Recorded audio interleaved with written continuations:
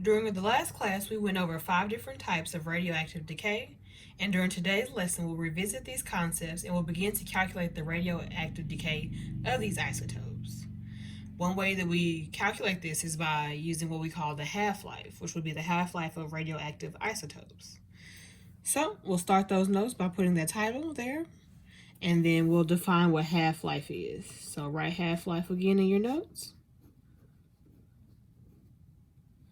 And it's the amount of time it takes for half of the unstable nucleus in the original sample to become stable.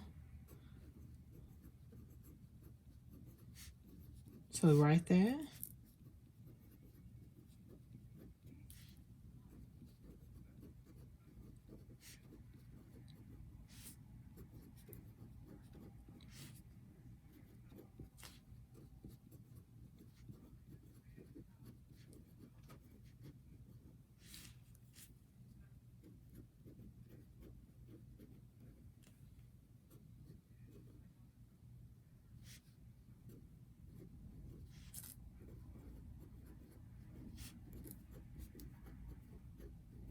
Okay. So we have that definition, but it doesn't really give us a good example of what it means. So the first thing we'll do is I'll give you an example. So your first example will be using radium 223. So write that.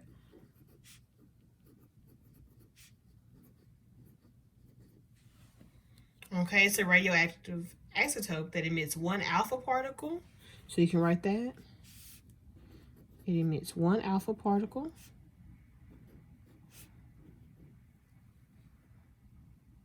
And alpha is that symbol.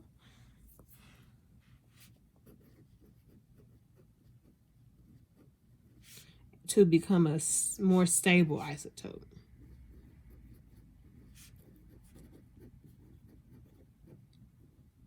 And that stable isotope is called radon 219 or 219. Okay, so the half-life of radium 223 is 12 days. So we'll write that.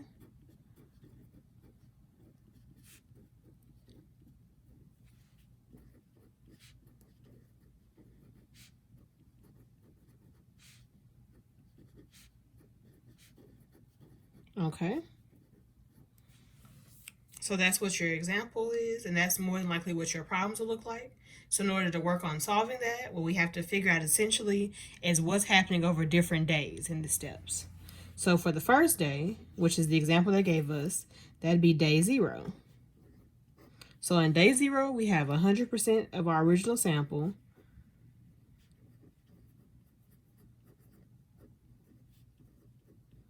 Of radium 223 or Ra-223. So time passes, in this case 12 days. We are now on day 12. And then instead of having 100% of the sample, we now only have 50% of the sample.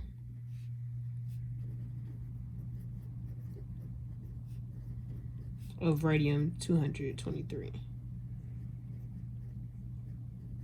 But we also have another sample available. We then get 50% sample of this radon 219.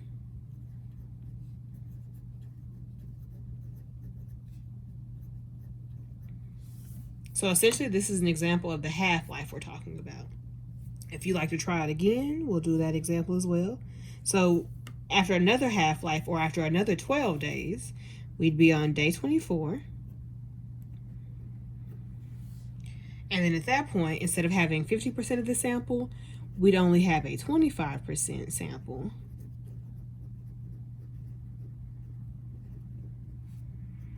of radium 223.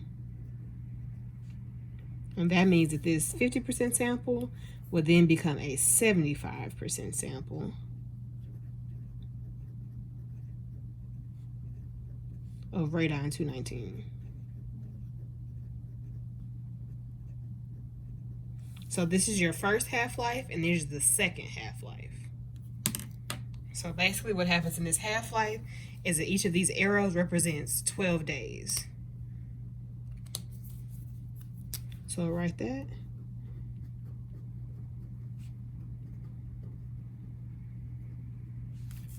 This is after 12 more days.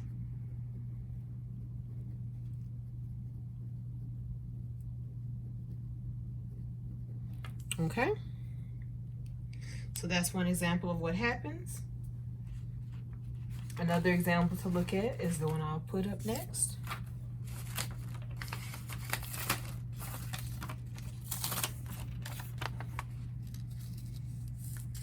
It reads, how many days will it take a 1 gram sample of radium-223 to decay until only 0.25 grams of radium-223 remains?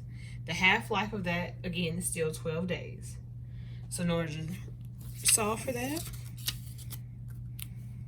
let's get out our pen or pencil, whatever you're using today, and write what that half-life looks like. So at day 0, which is when this sample was supposed to have started, we had 1 gram of Ra-223. They told us our half-life is 12 days. So after 12 days, we're now on day 12. And instead of having 1 gram, since that's in half-life, we have 0.5 grams of radium-223. Or Ra-223. All right, but they asked us how long would it take until we had only 0.25 grams. So what that means you should do is go to the next half-life. So after another 12 days, we would then become day 24. And then at that point, we'd have 0.25 grams of Ra-223. Okay, so please take a moment to write that down in your notes and make sure your notes look like that. If you have any questions, please come to office hours. But essentially what we're doing here is taking this 1 gram and we're dividing it by half because it's a half-life. Every 12 days, this number, or in this case, this original number, is divided in half. We then get this 0.5, and that number is divided in half after another 12 days. So basically, in your calculator, 1 over 2 will get you 0.5, and 0.5 divided by 2 will get you 0.25. We have another example.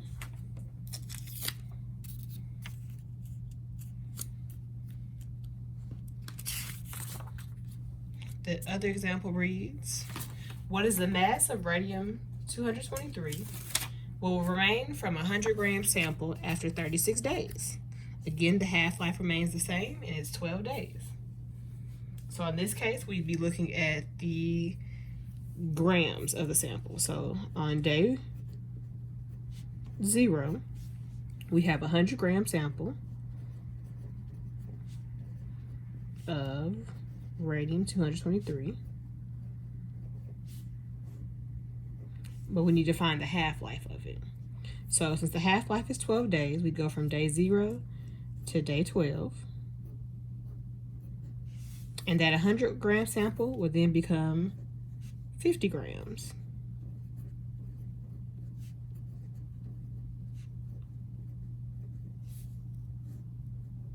Okay, but they asked us for how long after 36 days. So we have to go to the next half-life, which is up to day 24. And that gets you half of 50 grams is 25 grams of radium-223. But if you see this example, that still isn't enough time. So in 12 more days, you'd then be at day 36. So this 25 gram sample would then be divided in half, and 25 divided by 2 gives you 12.5 grams of radium, or Ra-223. So your answer for this question would be 12.5 grams.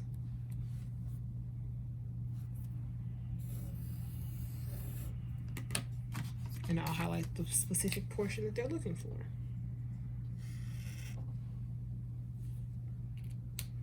Okay, so with that, Please again look at your notes, see if you have any questions. If you do, I hope to see you in office hours so we can discuss the problems further and work on the practice problems. We have a third and final example that says the tooth of a living human contains 0.2 grams of carbon-14.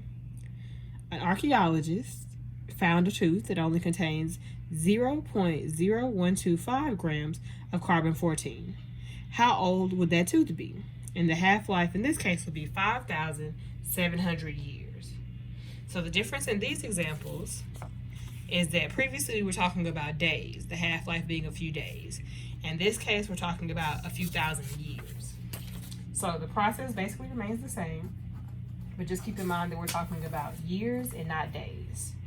So to start, our example will look like this.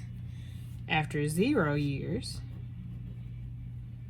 we have 0.2 grams. Since the half-life is 5,700 years, after 5,700 years, this sample will be divided in half, and then you'd have 0.1 grams. Okay, but they said that this sample only contains 0.0125 grams.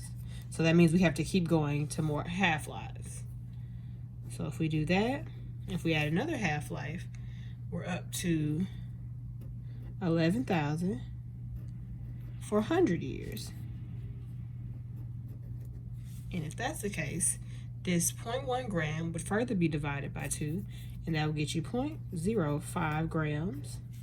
But keep in mind, that's still not what they're asking for, so we have to go even further in the half-lives. So the next half-life after this one